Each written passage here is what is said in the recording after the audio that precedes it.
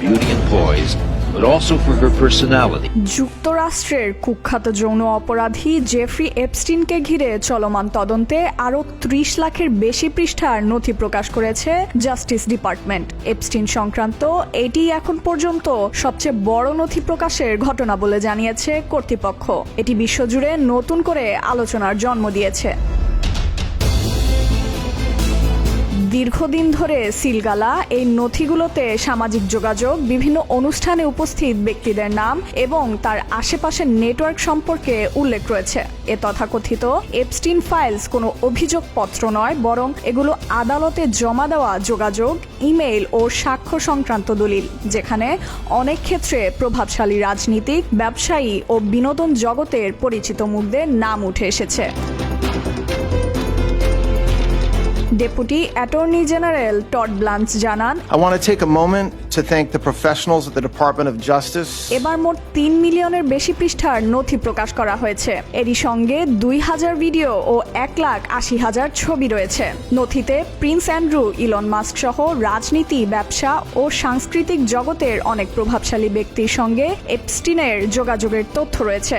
আন্তর্জাতিক খ্যাতিসম্পন্ন ভারতীয় বংশোদ্ভূত চিত্র পরিচালক এবং নিউ ইয়র্ক সিটির মেয়র জোহরান মামদানির মা মীরা নায়ারের নাম উঠল এপস্টিন ফাইলসে।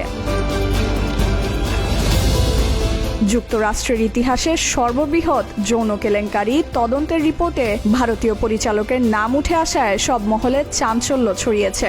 জেফ্রি এপস্টিন সংক্রান্ত নথি সম্প্রতি প্রকাশ হওয়ার পর সামাজিক যোগাযোগ মাধ্যমে মীরা নায়ারের একটি ছবি ভাইরাল হয়েছে। ছবিটিতে মীরা নায়ার এবং জোহরান মামদানিকে এপস্টিনের আফটার পার্টিতে উপস্থিতিতে দেখা গিয়েছে। এ নিয়ে সামাজিক যোগাযোগ মাধ্যম এবং আন্তর্জাতিক গণমাধ্যমে ব্যাপক প্রতিক্রিয়া দেখা গিয়েছে।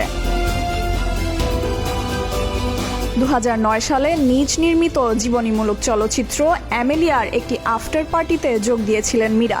তার সঙ্গে ছিলেন শিশু জোহরান মামদানিও। সে পার্টি হয়েছিল কুখ্যাত যৌন কেলেঙ্কারির হোতা ঘিলাইন ম্যাক্সওয়েলের মানহাটানের বাড়িতে। সদ্য প্রকাশিত এপস্টিন ফাইলসের নতুন নথিতে এমনই তথ্য সামনে এসেছে। সত্যটা কি? যা ভাইরাল হয়েছে সেই ছবি এআই বা কৃত্রিম বুদ্ধিমত্তা দ্বারা তৈরি করা এবং কোনো বাস্তব বা ঐতিহাসিক ছবি নয়। বেনামি একটি পেজ স্বীকার করেছে যে ইচ্ছাকৃতভাবে ছবিতে মামদানির শিশুরূপ রাখা হয়েছিল শুধু ভাইরাল ইফেক্ট তৈরি করার জন্য। জোহরান মামদানি ওই সময় শিশু ছিলেন না।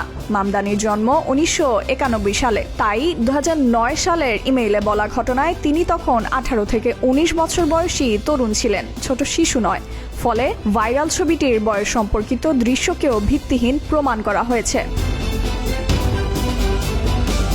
ফাইজা মেরিন অরিন, প্রতিদিনের বাংলাদেশ।